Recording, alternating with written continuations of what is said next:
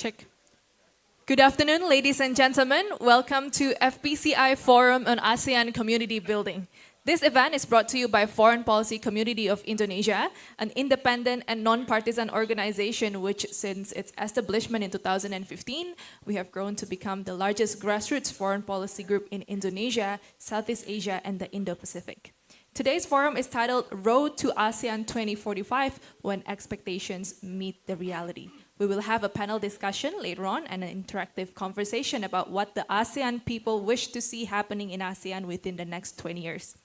Ladies and gentlemen, for the past 8 months in this program, we have gathered around 25 experts from the ASEAN member countries to formulate what we have named as aspirations and strategic recommendations for a resilient, inclusive, and sustainable ASEAN Community 2045. This document is meant to be an input for the ASEAN Strategic Plan 2045 that will be launched next month in the ASEAN Summit under the Malaysian chairmanship. To begin, let us first display a brief video profile of FPCI.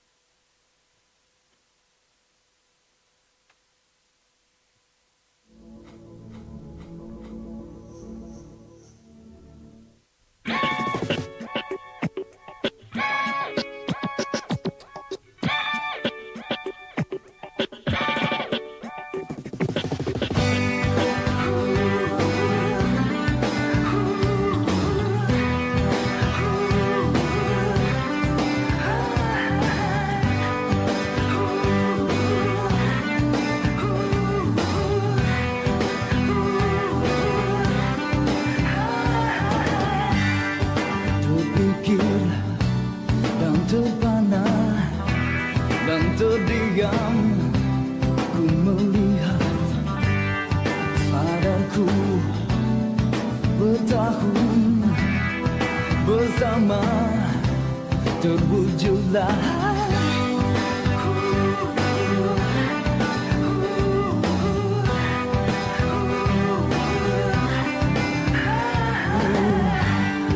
terbayang yang terindah yang terhampar berlalulah sadarku semuanya perasaan rasa cinta kaulah yang diinginkan aku dari mimpiku coba terbangkan hayalku dari sadarku.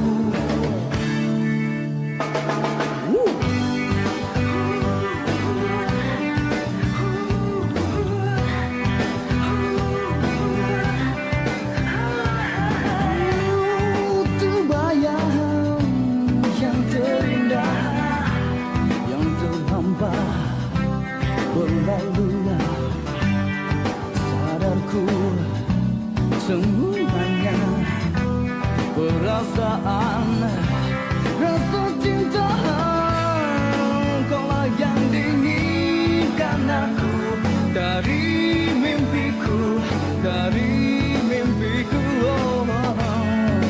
coba terbangkan hayalku dari sadarku.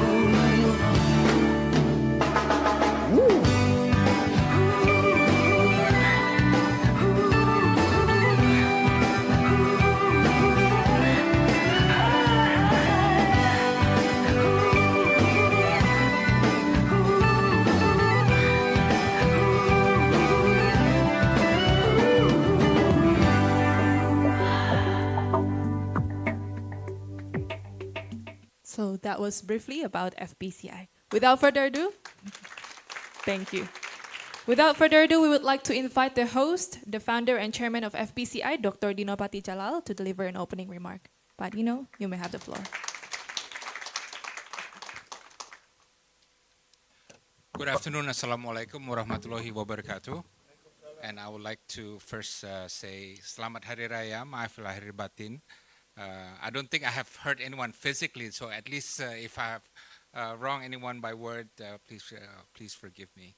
My name is Dinopati Jalal, and I'm pleased to extend my warmest welcome to Datuk Sri Samsul Iskandar Muhammad Akin, the Senior Political Secretary to the Prime Minister of Datuk Sri Anwar Ibrahim. Thank you for being here.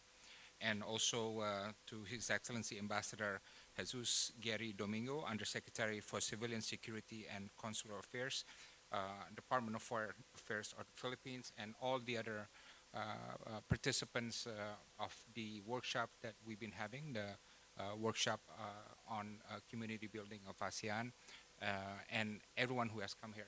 Thank you very much. I know you have to brave the traffic, the tough Kuala Lumpur traffic to be here, so it's much appreciated. Also for friends from the Indonesian Embassy, thank you for being here.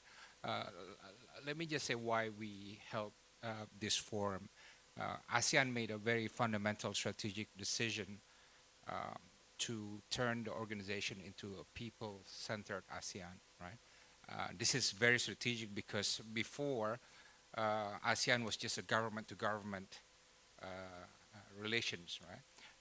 But then some 10 years ago, they thought that no, ASEAN cannot have substance unless it's not just government to government, but people to people have strong links, because this is what provides the soul and substance and meaning to ASEAN cooperation.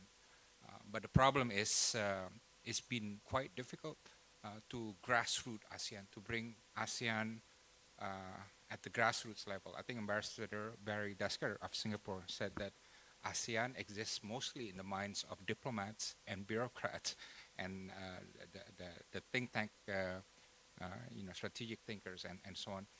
It doesn't really exist in the minds of the grassroots. The 600 million people of ASEAN mostly are yet to develop this beautiful and wonderful thing called ASEAN identity. Right? So this is why we are holding this process. It's been going on for 8 months. The idea is really to help ASEAN, both the government and the Secretariat, to figure out, as they chart ASEAN for the next 20 years, and especially under Malaysia's chairmanship, what is it that the grassroots, the civil society organizations can give them policy input on how to make ASEAN more successful, especially in grassrooting ASEAN. So we've come up with a number of policy recommendations that we have given to Datuk Sri Samsul that we hope will be helpful to Malaysia's chairmanship. And I do believe that Malaysia has done really a great job being chair of ASEAN in this very critical time. It's a very difficult time for world affairs, and the world system is under duress. But Malaysian chairmanship has been steady. It has consulted all stakeholders, and I do believe that Malaysia's chairmanship, when it ends, it's not just going to be a normal ending of a chairmanship, but it's going to be something that will a huge achievement, and especially they will also have gifts for the youth, and you will hear this from Datuk Sri Samsul later on the education, on community building, and other issues. So I look forward to hearing from Datuk Sri on that. But just as a way of context, I would like to say that the reason why ASEAN Summit this year is going to be very important is because 2025 is very different than previous years, and the world, in my view, is really heading in the wrong direction. Right? Multilateralism has weakened considerably. The rules-based international order is under attack. Hypocrisy and double standard seems to be the new normal now. An arms race is taking place in many parts of the world, and alhamdulillah, not in Southeast Asia, and I hope it will stay that way. Our goal of having a climate target of 1.5 degree world is really slipping from us. The WTO is dysfunctional. There's a tariff war impending upon us unless we can address that issue.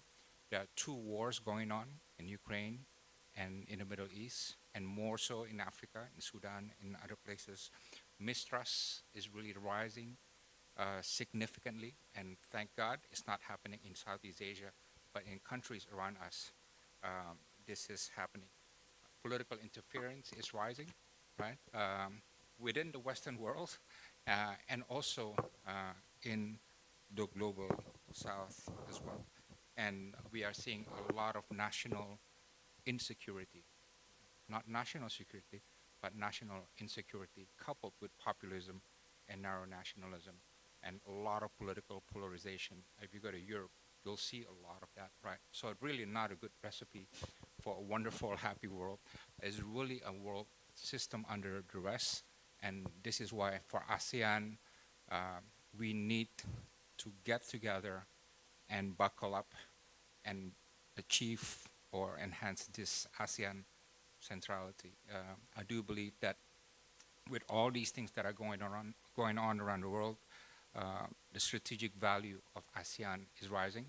I think a lot of countries, as we see a lot of alignments and realignments, a lot of countries will want to work more with ASEAN, and I do think that this provides context for ASEAN to even come together closer, right, and decide what do we want to do together, especially to maintain this regional resilience that has been the goal of ASEAN. So I wish the best of luck and all our heartfelt support for Dato Sri Samsul and for the government of the Prime Minister Anwar Ibrahim for his leadership. And I know it's going to be a difficult time, but we know that ASEAN will pull together under Malaysian chairmanship. So I'll stop there. I hope I haven't depressed you, but it's really an interesting time. And I must say that, we're diplomats, right? And for us, this is what we live for. I guarantee you, we're not scared. We see a lot of opportunities, and we see a lot of craft in how we will respond to this world of challenges. I'll stop there. Thank you very much for coming, and I look forward to the discussions here.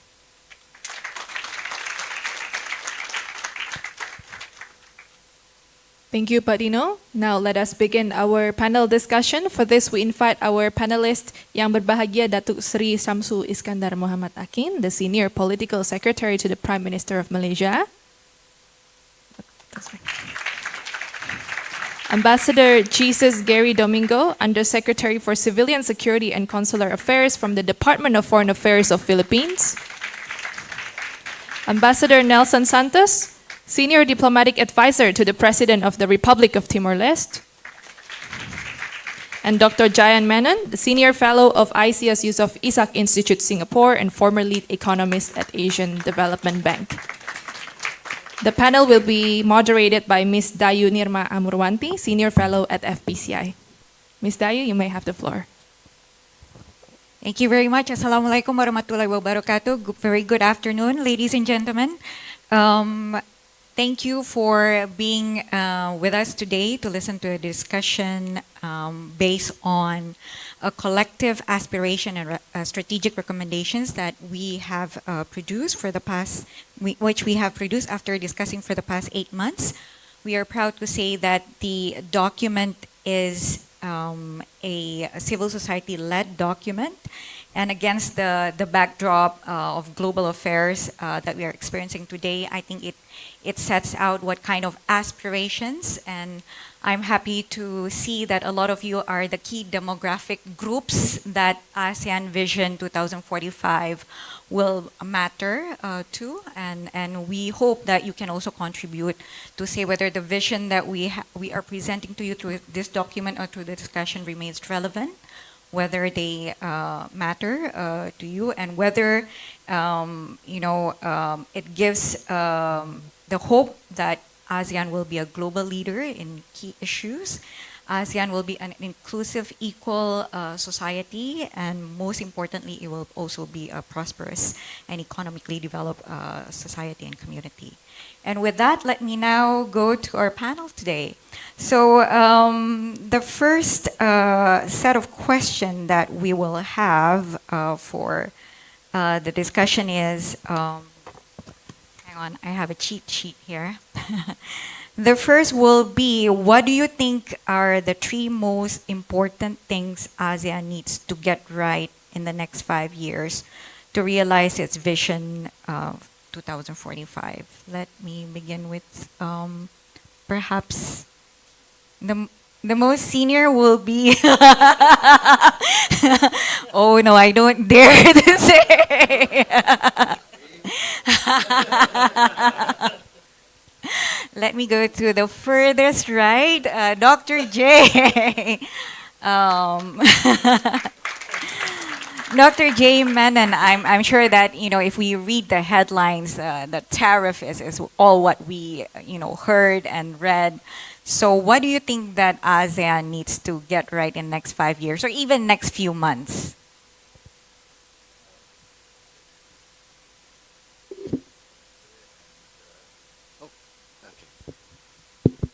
I guess I'm the oldest person here. I'm certainly not the most senior in any other way.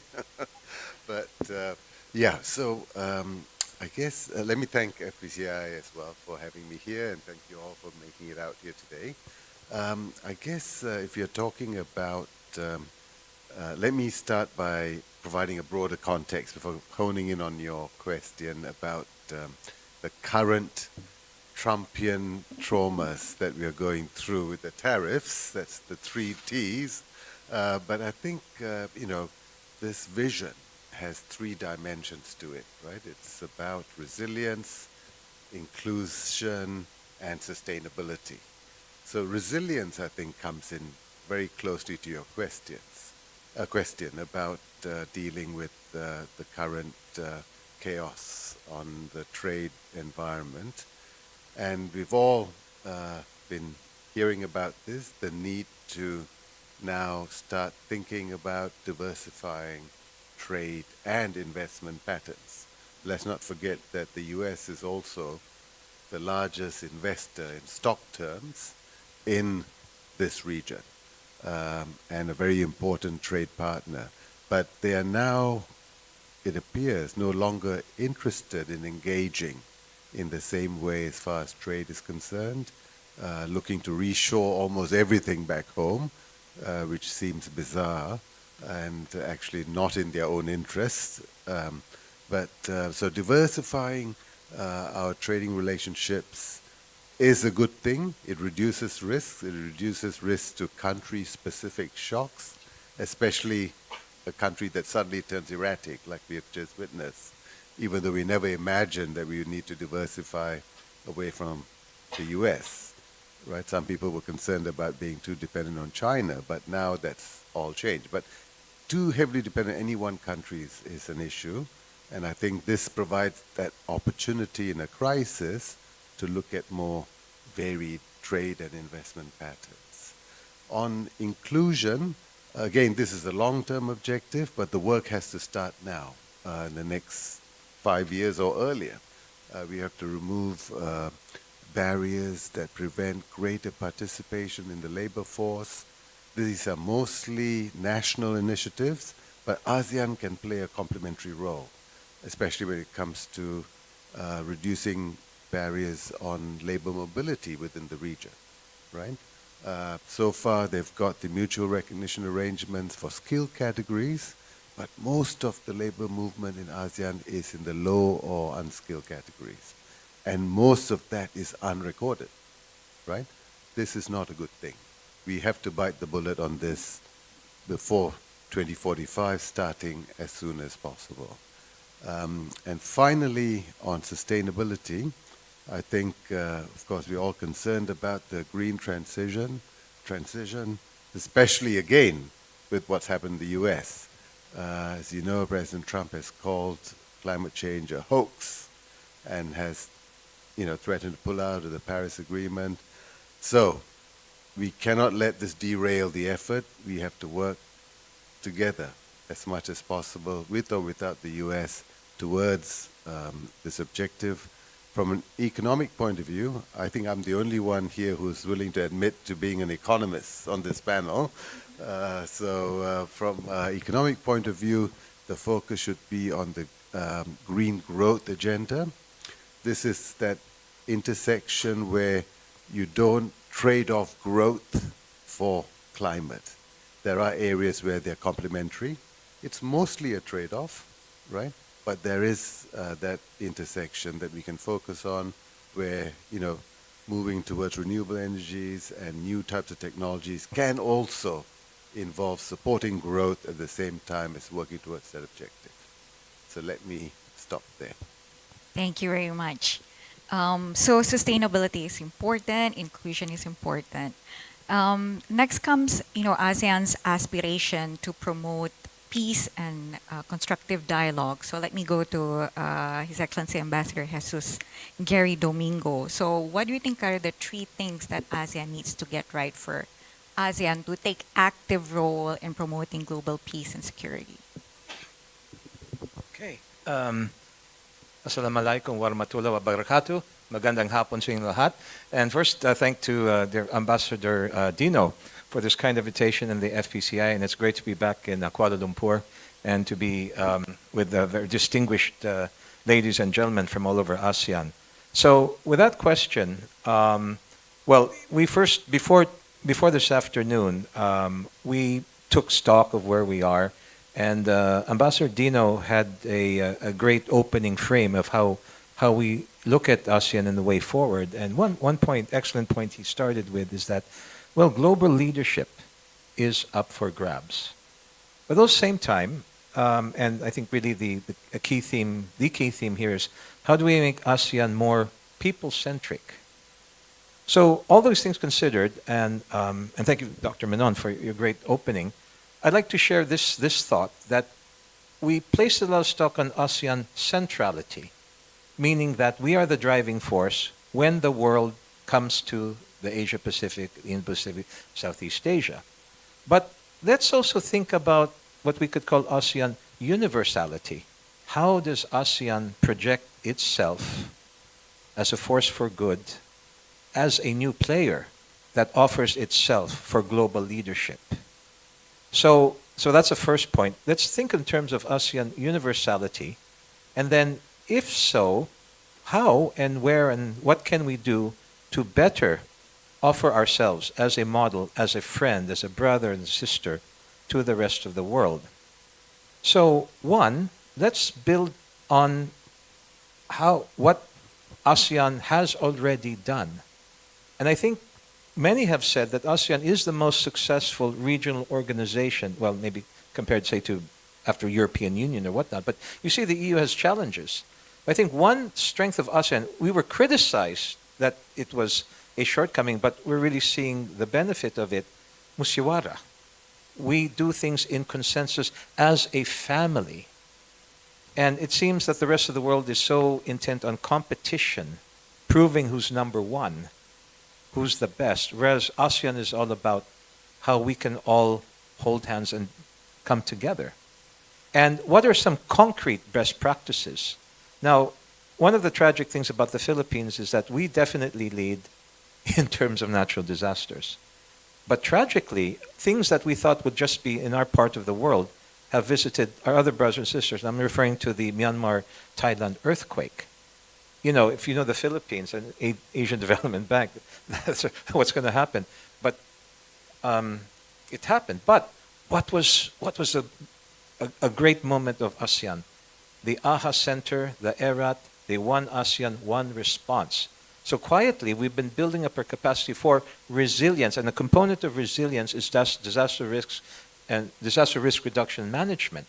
And if we look at our previous major disasters in ASEAN, it tended to be the outsiders that were coming in. But finally, I think the ASEAN Resilience Disaster Management System has proven itself with the Myanmar earthquake just recently, and we're proud that ASEAN contingents from all of ASEAN rushed to the help of Myanmar. But also in the case of Thailand, there was not a need for external support because Thailand itself had also built up its own resilient capabilities.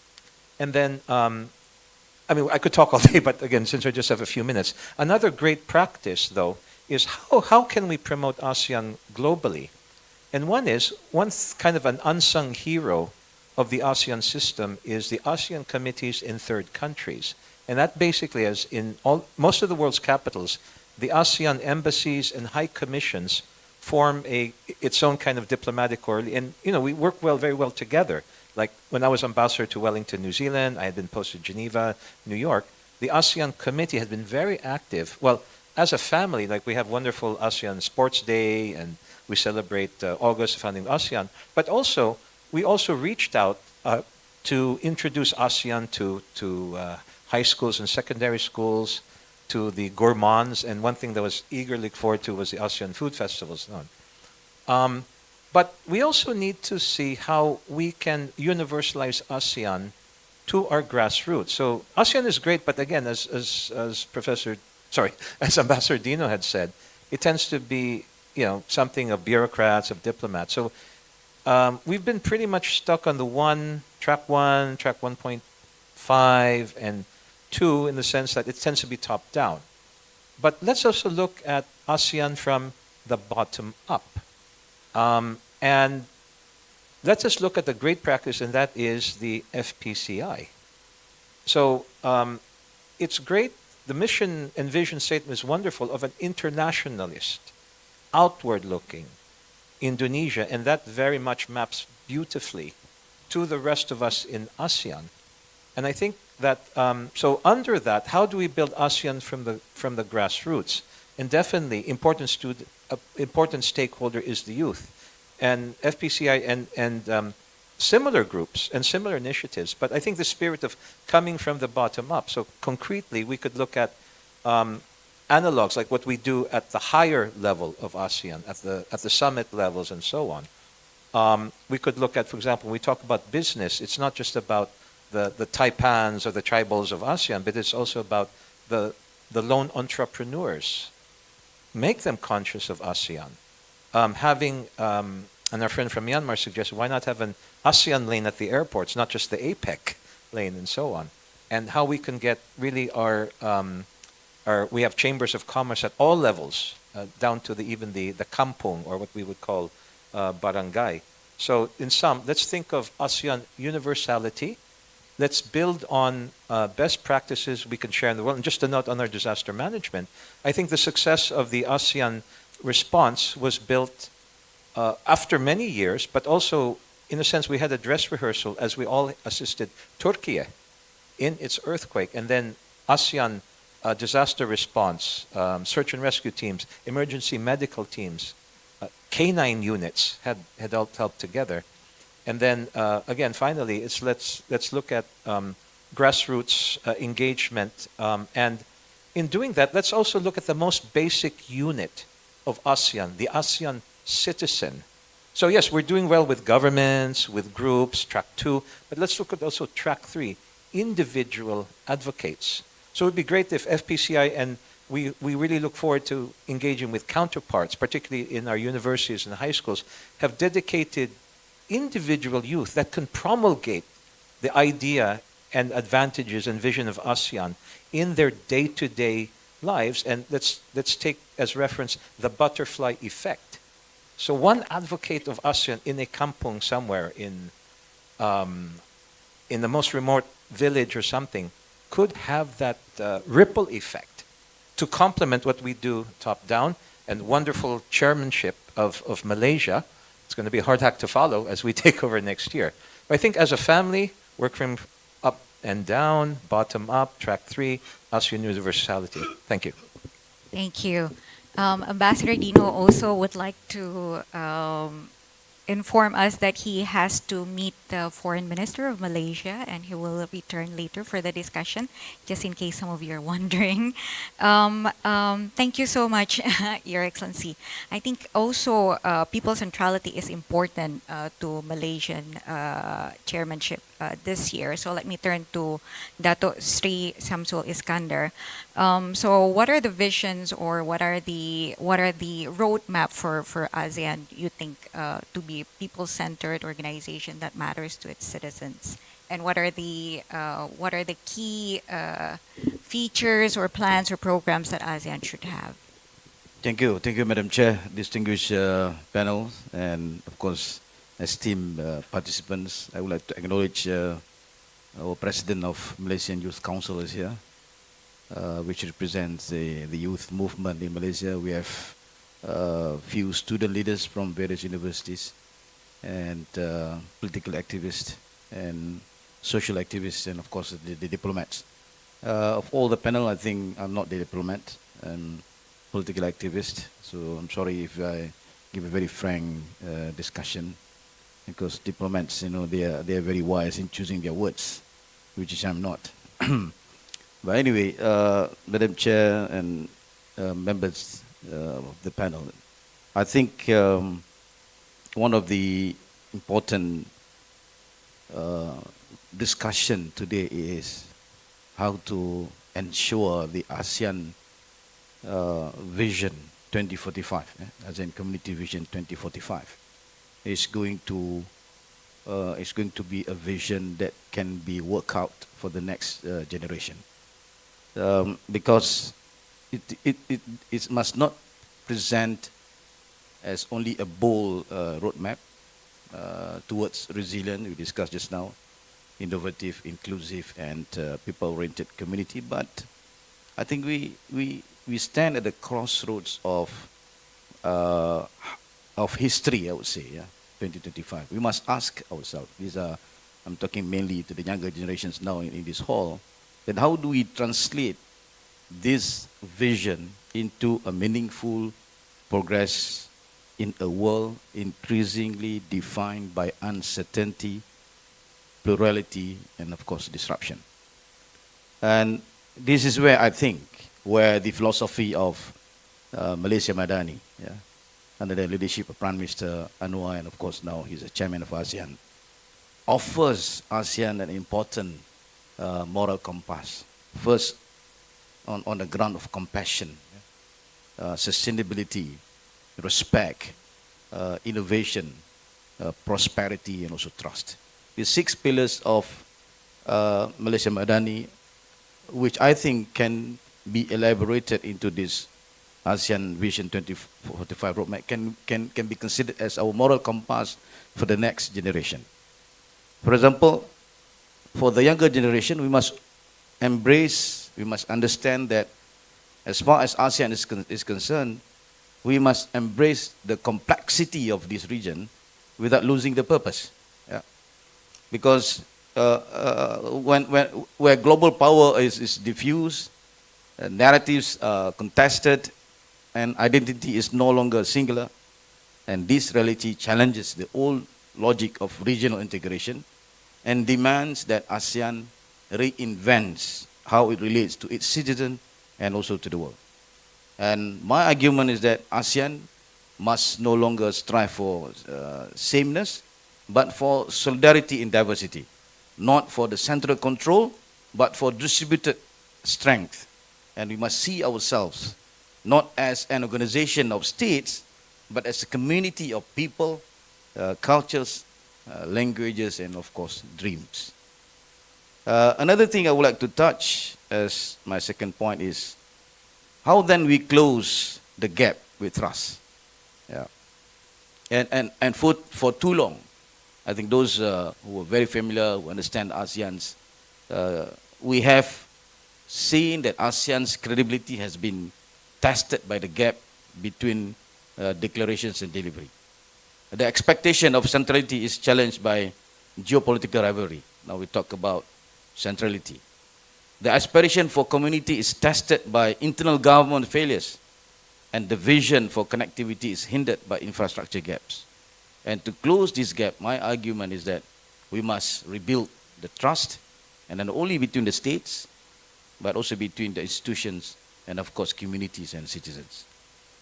Well, as Chair of ASEAN has always emphasized, we must reframe ASEAN success not just by what we agree in summit halls, by what we deliver to the street vendor, to the students, to the fishermen, maybe to the refugees, and of course to the communities.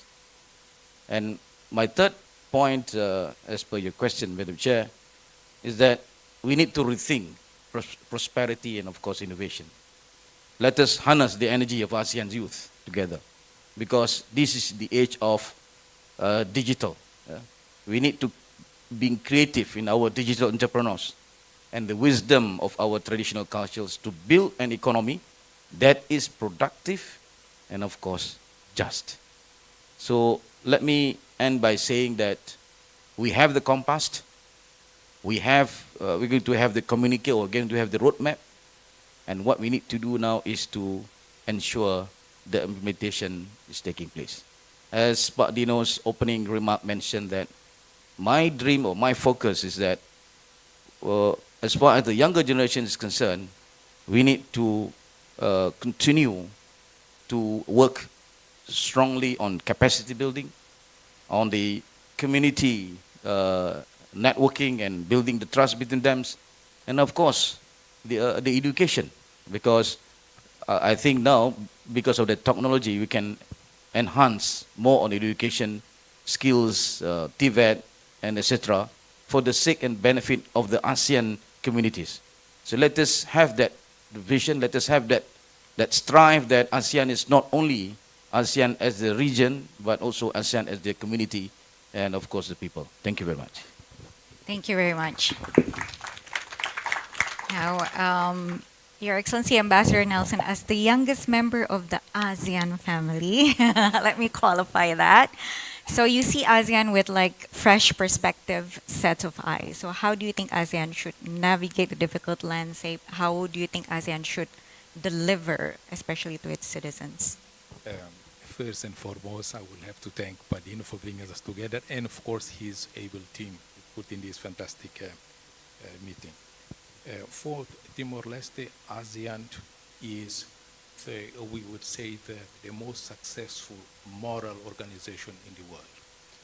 That is why, because ASEAN, since its inception, it had the objective to be able to create an environment of peace, security, and instability that paved the way for the development, the lifting millions of people out of poverty. For the view of Timor-Leste to ASEAN as the most successful regional organization. And this has inspired us to want to join ASEAN. But for ASEAN, what is the most important element at this very moment? I think it is important that for ASEAN to navigate this turbulence time and unpredictability with steadiness, so that it can preserve ASEAN unity and and it's also be able to protect the well-being of its citizen. And for Timor-Leste, I would say like the three most important elements, as I see my question here, that for us is important in that we feel Timorese, but in a larger extent we also feel ASEAN as an identity. It's a larger identity for us. And that being in ASEAN will promote us to be able to lift us up out from where we are into a much better economical position, political stability, and so on. So this is the view of Timor-Leste to ASEAN. Thank you very much. I think now that we have 100 people present in this room, let me turn to the audience. Should they have any questions, please raise your hand and let me ask the committee to pass the mic. Okay, please introduce yourself, your organization, and who you address your question to.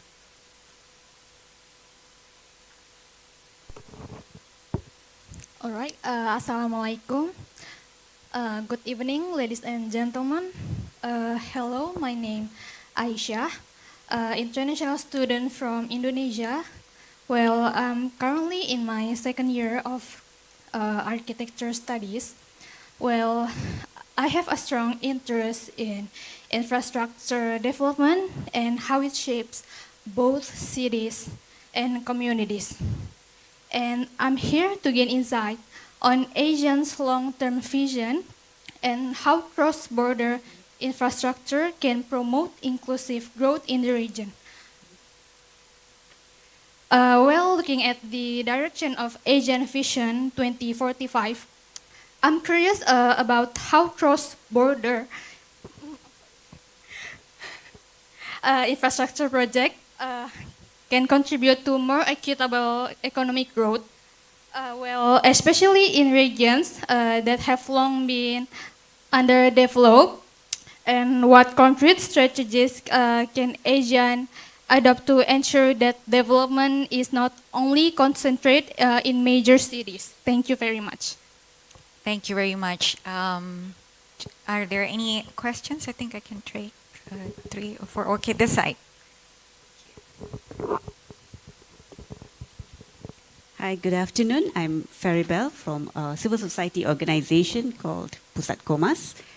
And this year, as we are all geared up talking about the ASEAN chairmanship in Malaysia, we, the civil society, some of my colleagues are here, we are coordinating the civil society and the network or the platform that we have been coordinating. It's called ASEAN Peoples at ASEAN 2025. And this will be a platform where civil society will be coming together and will be addressing some of the conversation that we are having here today. And especially as I hear Ambassador Dino and also Datuk Shamsul, who have clearly said that people are at the core center of ASEAN community, and people should be recognized as the main pillars of building ASEAN. And here we are bringing ourselves together and wanting to engage with government, wanting to engage with many different stakeholders on 24th and 25th.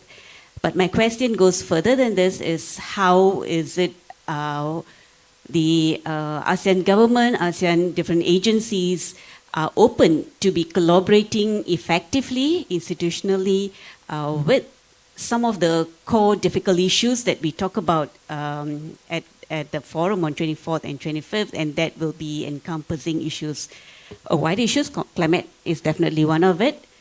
Corruption is also another one of it. We are talking about labor. We have got skilled and unskilled labor mentioned. And how about labor rights, economic development that we are actually facing? And when we talk about economic development, that also, we like it or not, it's related to the tariffs that we are going to be affected or probably already being affected already. So these are the points that we are going to be addressing, and this is where we are also looking at ASEAN chair, Malaysian chair, to be there present at our conference as well as at our event as well. Yeah, thanks. Thank you very much. Any other questions from the floor? We have one from the center. Thank you. And okay, 2 more. But you first, yes. All right, thank you. My question is, because we have touched about sustainability, and then when talking about sustainability, it's not just about the climate, it's about the human resource and everything. So I want to know your opinion. To achieve sustainability, do we need to move away from capitalism? That's a very deep question. Yes. Yeah. Your name? Sorry. Muhammad Zikri. Muhammad Zikri, okay. Okay. Do we have the whole day, the whole week? Okay, 2 more questions, please. Hi, good afternoon and Assalamualaikum. My name is Najmi. I am from Selangor Youth Community. So we're a company by limited guarantee company. So what we do is that we go into communities in rural areas. We help them through entrepreneurship or education, something like that. So my question is, how can we foster a cultural of lifelong learning and upskilling, especially for those in informal sectors? So that's my question. Thank you. Thank you. I think we have one more question. Someone from, yeah. Oh, okay. After that, okay. Let's collect. I think you first and then you. Okay. Be she first? The lady? Is it the lady? Okay. So my name's Daniela. I'm from the Embassy of Timor-Leste. It's my first year, so I do ask for, pardon for my ignorance. But I do have a question in terms of the youth. I believe it was mentioned you guys are planning on youth growth and on educating the youth more about ASEAN. But how do you plan on doing it?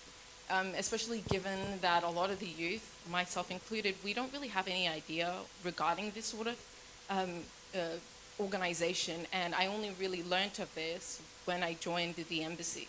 And I'm quite passionate over it, but it's a little bit unfortunate that not a lot of the youth are aware of this, and I wish, I hope that there is an idea or you guys have a plan on how you wish to educate the younger youth, the younger generation over ASEAN and what your plans are and whether it will be benefiting them, which is probably something that they look at the most.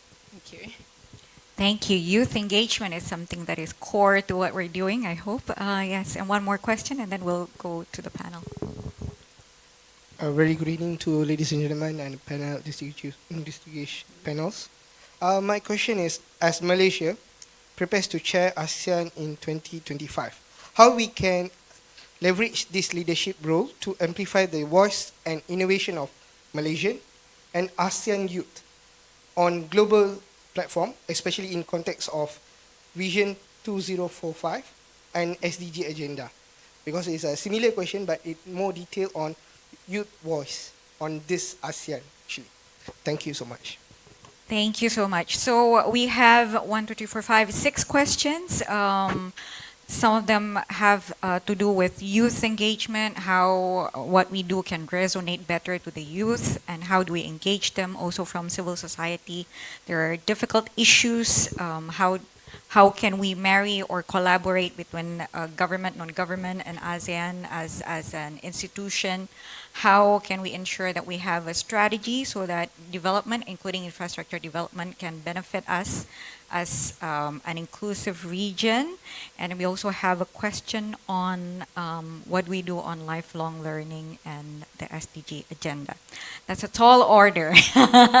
Let me go to Dato as you will probably have to prepare the Prime Minister as the chair of ASEAN. So how does Malaysia as a chair of ASEAN this year sees ways to engage youth better, making sure that as an institution, as member states, we are growing as a more inclusive region and also have programs for lifelong learning and education? Yeah, just to touch on the one of the questions from the participants on SDGs. Yeah. I think you're raising very specific questions on how Malaysia, being the chair of ASEAN, can leverage in that position to promote the youth and at the same time work on SDGs. I think, yes, that's also part of the ASEAN Vision 2045.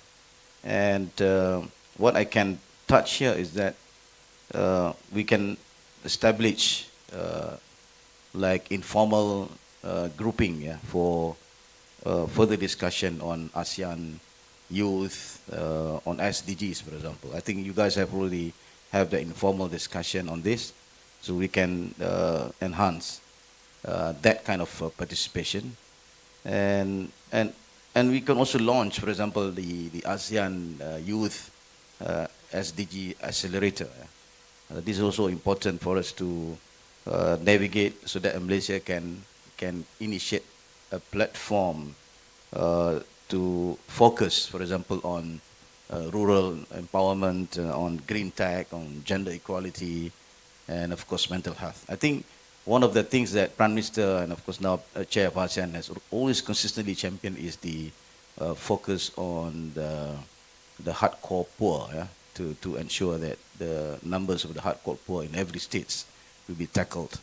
And I think that is consistent on your SDGs. And coming back to the general questions, this is where I suggest and I argue that organizations like Malaysia Youth Council and maybe Indonesian Youth Council and other regional youth council can leverage on this opportunity to come up with a concrete and continuous program. I remember those days when I was in student days. Madam Chair, I was the student leader of International Islamic University as the ASEAN Law Students Association. We have those days ASEAN Law Student Association, and I was elected as the president. So immediately after that, we initiated, for example, on our own accord, exchanging students program, Malaysia and Indonesia. So I had the opportunity to study in Universitas Indonesia, UI, in Fakultas Hukum, yeah. And we've been sent into foster parents.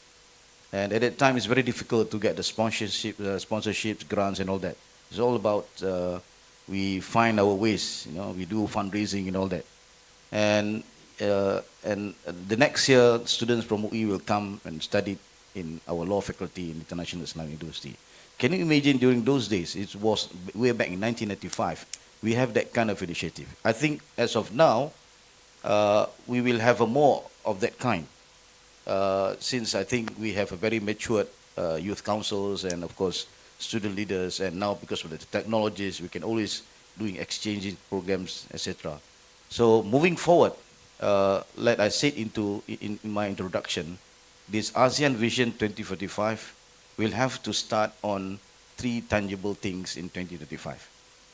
If you ask me what it is our focus, of course, first is capacity building, and second is more education, yeah, and the third one is community networking, yeah.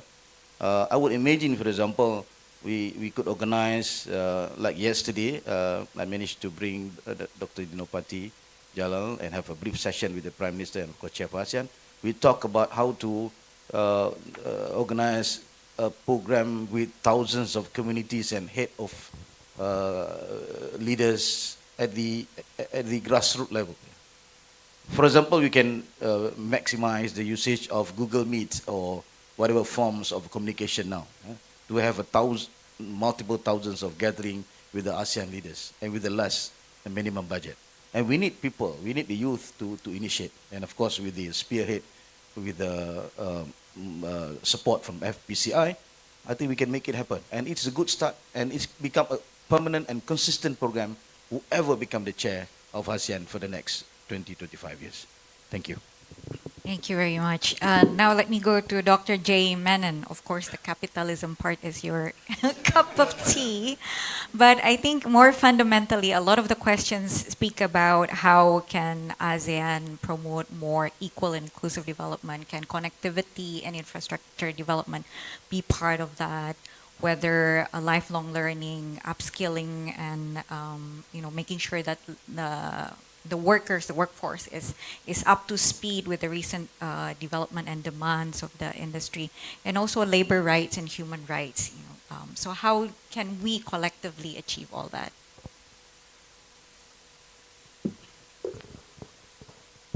That's quite a mouthful in terms of question. I know. Let me try my best here.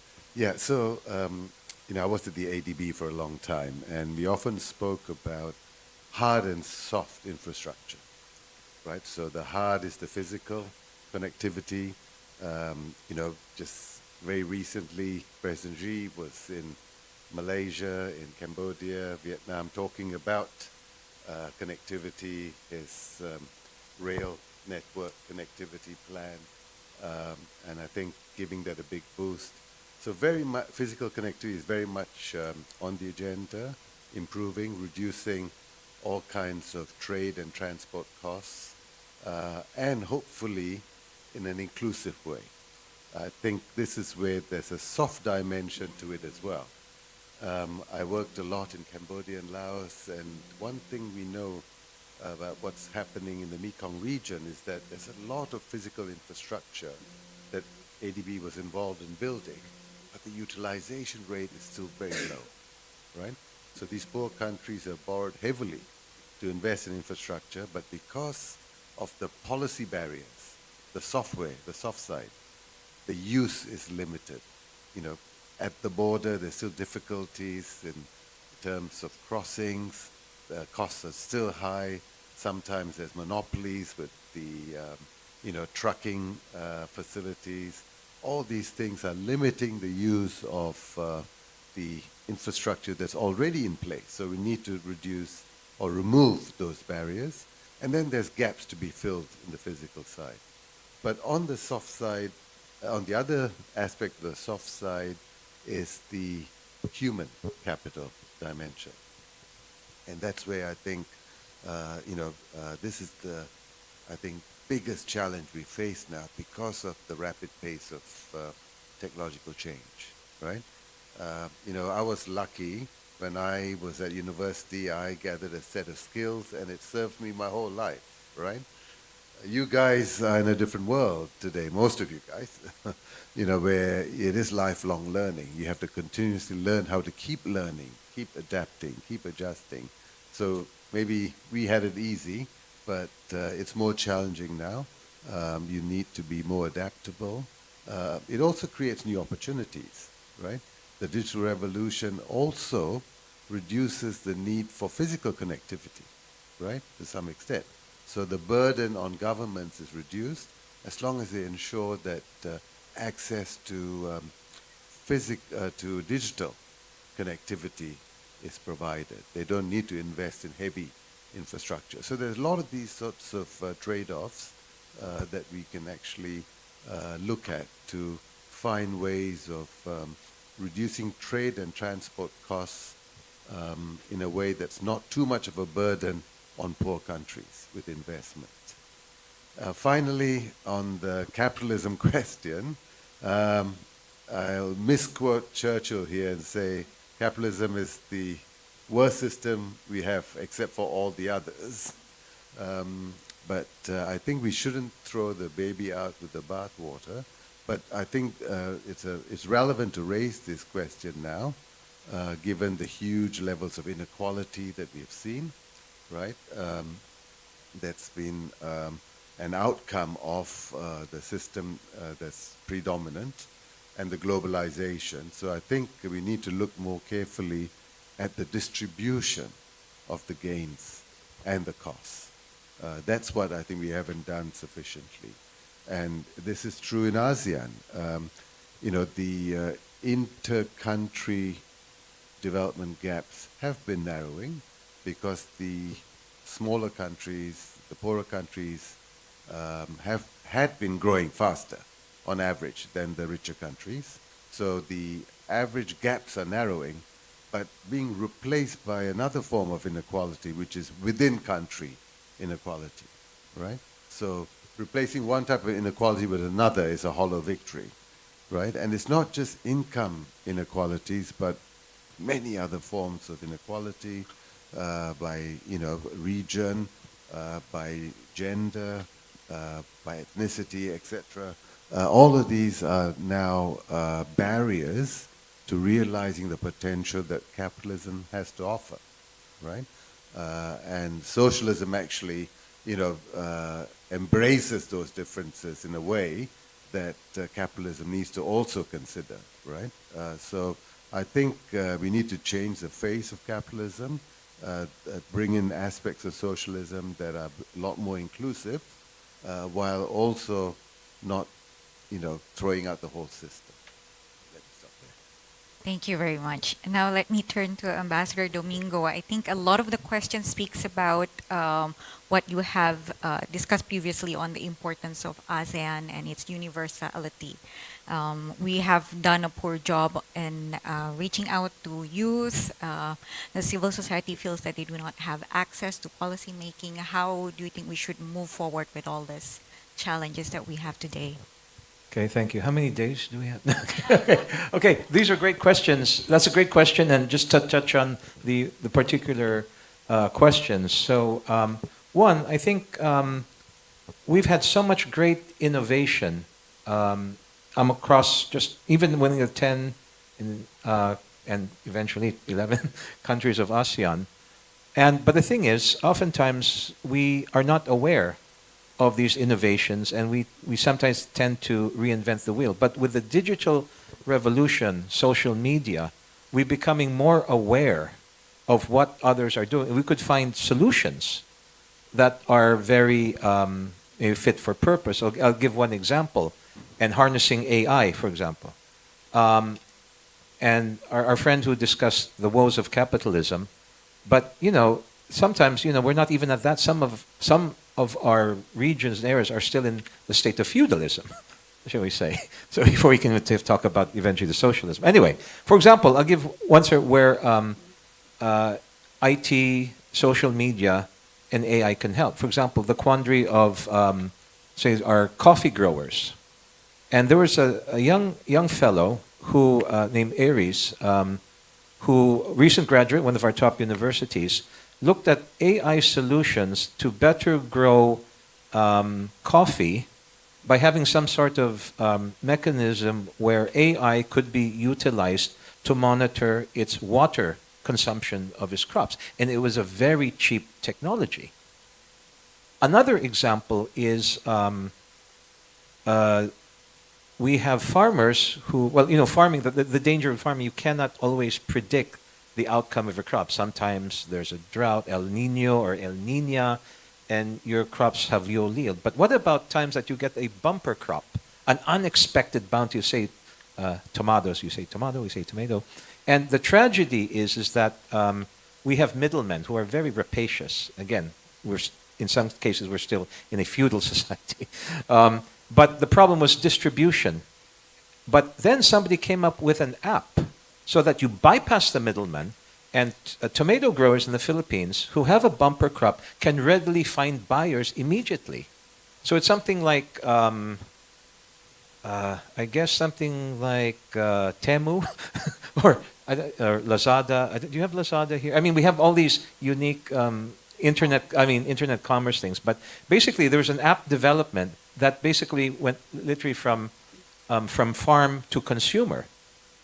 So I think we can harness definitely innovation AI to help the most vulnerable of us, particularly in the farming sector. And then there are cases of manufacturing. Good thing our president, Bongbong Marcos, has just revived our steel industry. But then again, a lot of using the concept, I guess, of distributed manufacturing, you could find through social media, through AI, maybe components of certain, various machinery could be allocated in a distributed fashion. But maybe looking at the lady from Timor-Leste also about how can youth be more exposed to ASEAN, and our gentleman who talked about lifelong learning, and tie those two questions together. Well, now it's more about skills and competencies rather than formal degrees. And there's been an explosion of the, and I think there was mentioned in the Vision platform about making use of MOOCs, massively open online content. So at least in our case, when I was ambassador, no, actually in my case, I'm with the Philippine Department of Foreign Affairs. 11 years ago, we launched a platform called the Diplomatic League, which is actually very similar to FPCI. And basically, there was getting together youth, particularly university and high school, who are interested in diplomacy. So we'd hold conference, etc. But fast forward, we really boomed during COVID. Why? Because we couldn't do face-to-face conferences anymore. And I think many of you have to do internships for part of your university degree. You couldn't do that anymore over COVID. So we harnessed ICT. So we offered an online internship. But of course, free of charge. And basically, online internship means basically you could help us with our work. And that time I was running it when I was ambassador to New Zealand. But also, we also offered, we just get our, the problem with ambassadors, we love to talk. But what if we translate that into continuing education or lifelong learning units? So, so it's like translating flatulence to useful fertilizer.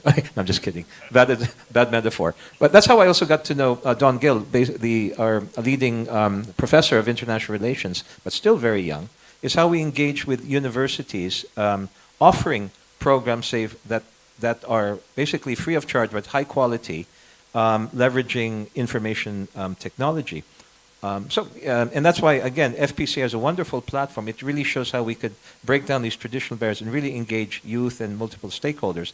But so the other thing we did also was just before COVID hit in New Zealand, we organized, when I was mentioning the ASEAN committees of the embassies and high commissions, we organized the first ASEAN New Zealand youth conference. It was basically a crash course in ASEAN. And the teachers were our ambassadors and high commissioners. And lunch was exciting because we had a potluck. Each ASEAN embassy and high commission would offer a dish ranging from chicken curries, nasi lemak, nasi goreng, and different kinds of shaved ice desserts, something we have in common. But finally, I'd like to address the point of architecture and infrastructure. I think ASEAN is very much leading on the use of bamboo as sustainable construction material. And in terms of connectivity, we're archipelagic, some of us are continental. There are also innovations on smarter and cleaner airports and seaports in terms of connectivity and then smarter green buildings.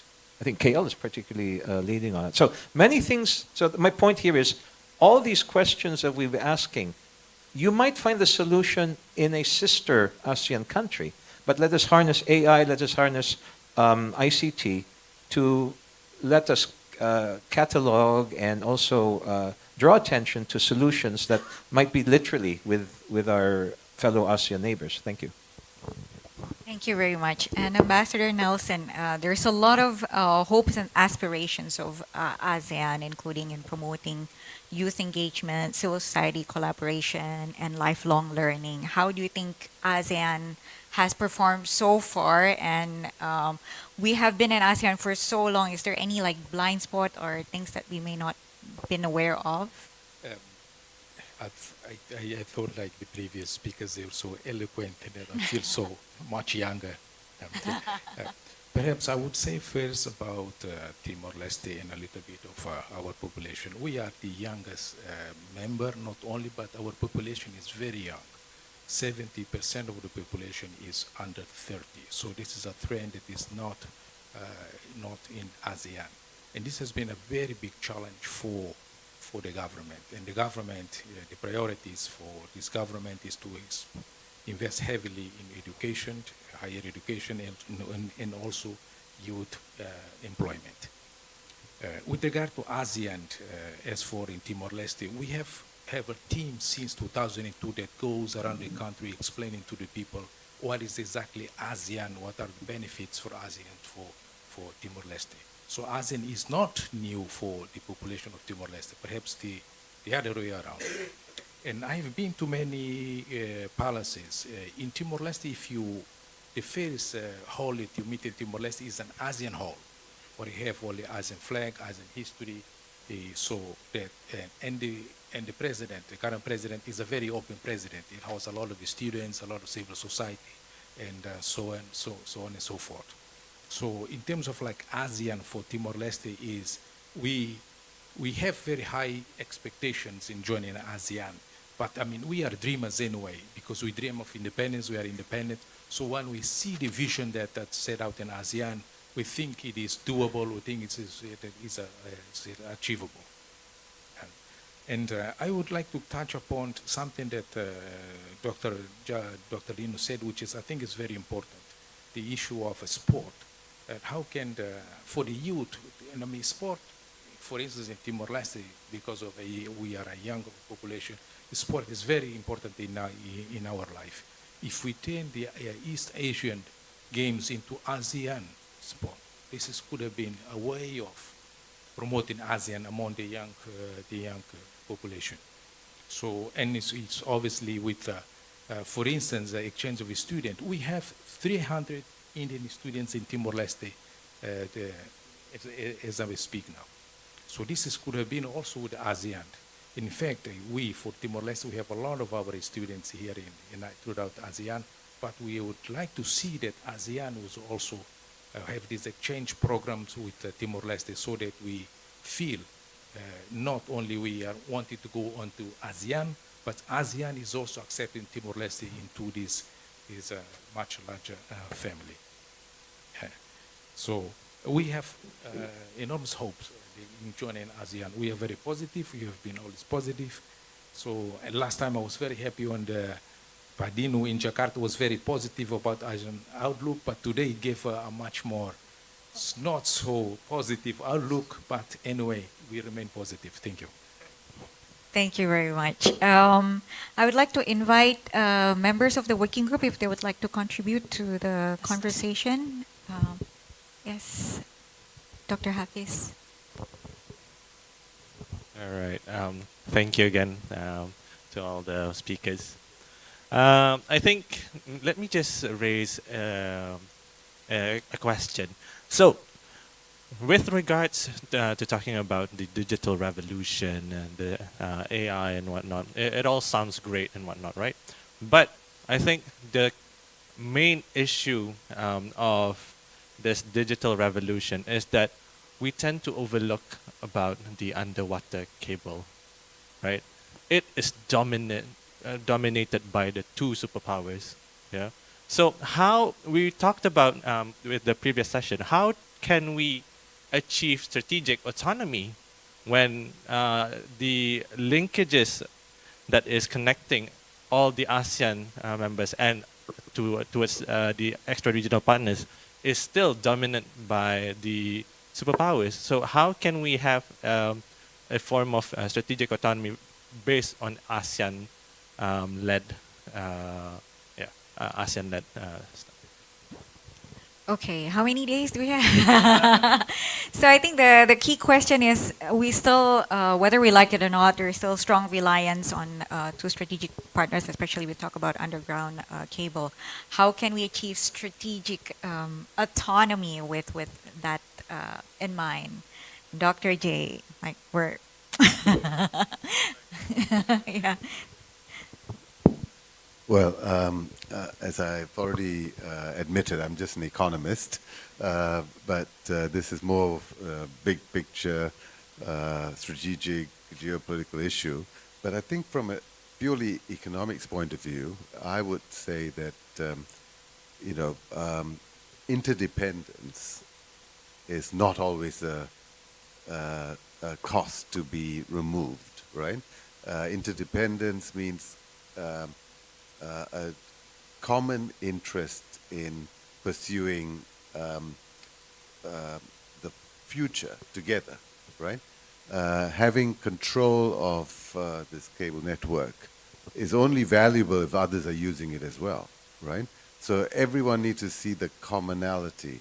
I think we're getting a bit sort of sidetracked with Donald Trump's zero-sum game view of everything in the world.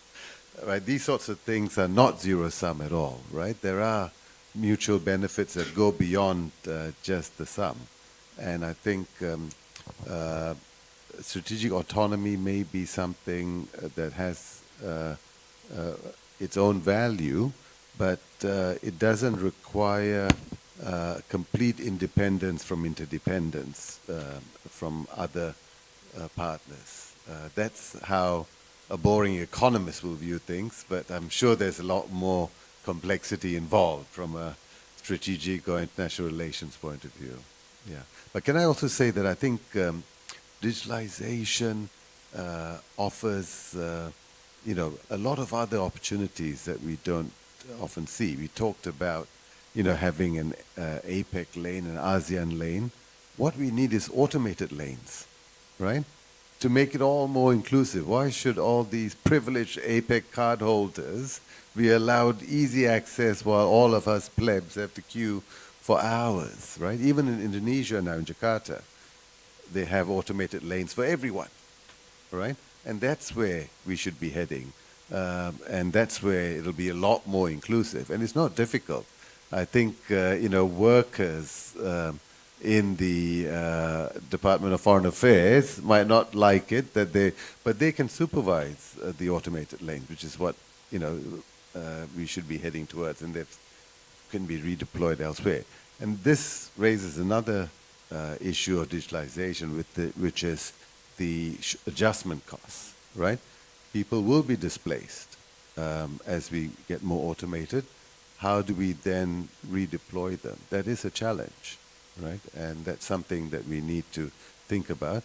I think I come back to this cross-border labor mobility, since we're talking about ASEAN. The younger populations are in the poorer countries, right? And the older populations are in the richer countries. As people get displaced in the lower skill categories, there's room for cross-border mobility of workers that will benefit both countries. This is one of those unusual win-win solutions, right, which we are ignoring. Donald Trump has specialized in lose-lose opportunities, which are also very difficult to find, but he's found them. But this is a clear case of a win-win that we should pursue. Yeah. I think Dr. Hafiz is very good, thought-provoking questions. Well, I concur with you. I think we have to start somewhere. For example, on the regional cooperation of digital infrastructure. We can co-invest in building and maintaining this regional undersea cable. I think Prime Minister Anwar has many times, as the chair of ASEAN, mentioned his work on ASEAN energy grid, for example. Yeah, so that's, I think, is a good start for us to work together within that framing. And of course, we also talk about the diversification, not just dependence. Yeah, we can leverage redundant pathways, satellite technologies, low Earth orbit system to ensure the continuity of, in case of disruption or maybe political coalition in the future. So I think these are the lines that the thinkers and of course those who are in that industry to think within that framing. Yeah, thank you. Thank you very much. Let's give a round of applause for our panelists. Before we close, I will invite all of you to give very short concluding remark or statement. In 2045, what kind of ASEAN do you wish to see or do you think should look like? Maybe let me go first to you, Ambassador Nelson, as the youngest member of the ASEAN family. In short, I feel home when I come to Kuala Lumpur or go to Jakarta. That is very deep and meaningful. Thank you so much. You feel like home. Okay. Dato? Well, my age will be 70 during that time. So Same age. still young compared to some senior citizens. But anyway, I'm hoping that by that age, by that time, we can just go anywhere in ASEAN. And if we continue the life learning education, I can do my PhD in Vietnam. You can do whatever, you can enroll in whatever universities. Yeah, it's a kind of this is a new world of ASEAN in the next 20 years. Thank you. Thank you very much. Ambassador Domingo? Well, full disclosure, sometimes I like to think of myself as an alien from a galaxy far, far away, or somebody who loves to, it's Trekkie. But in terms of a vision, what I like to see that in time, extraterrestrials who look at planet Earth will see that the most remarkable quality of humanity is that it is ASEANic. Wow.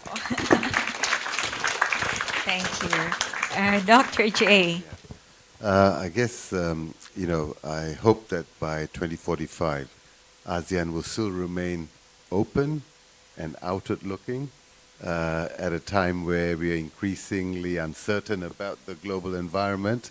I hope that won't deter ASEAN from sticking to its long-standing commitment to open regionalism, which has served it so well. I think we are now quite understandably, tempted to be more nationalistic or regionalistic because of these uncertainties. But then in the long run, I think you do much better by sticking to being open and outward looking. So I hope that is retained. Thank you very much. Please join me in thanking our distinguished panelists. Thank you so much for your insights. And that concludes our discussion today. And despite the geopolitical challenges and the very serious issues that ASEAN is facing today, I hope we remain optimistic, not only as individuals, as members of ASEAN, but also as citizens of the world. And we hope that we can continue our conversation for a more resilient, inclusive, sustainable ASEANic Community 2045. Thank you so much, and let me return the floor to the MC. Thank you. Thank you, Ms. Dayu, Ambassador Nelson, Dato Sri Samsul, Ambassador Gary, Dr. Jan Menon. We would like to invite all the panelists to take a group picture together, stand up at the front, and then later on with the audience. And we invite Pak Dino to join the group picture also. Okay. Yeah.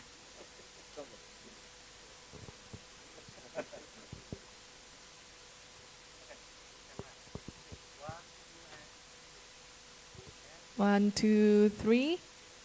Next, we will also have a group picture with the delegates, with our participants for the past 8 months. We invite ladies and gentlemen, please. At the front first, and then with the audience. Yeah. Okay.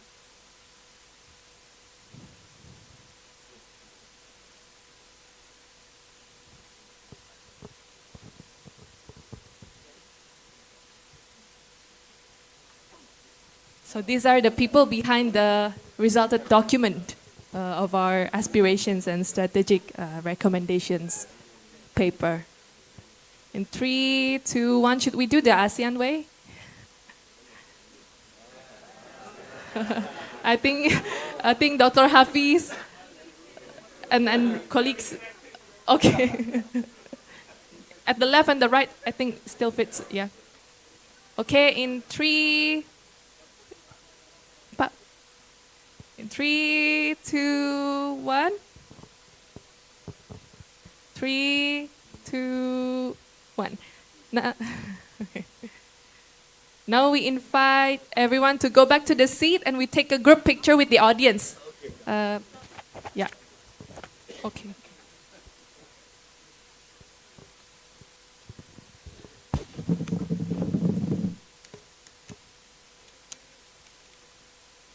Check. Okay. Okay.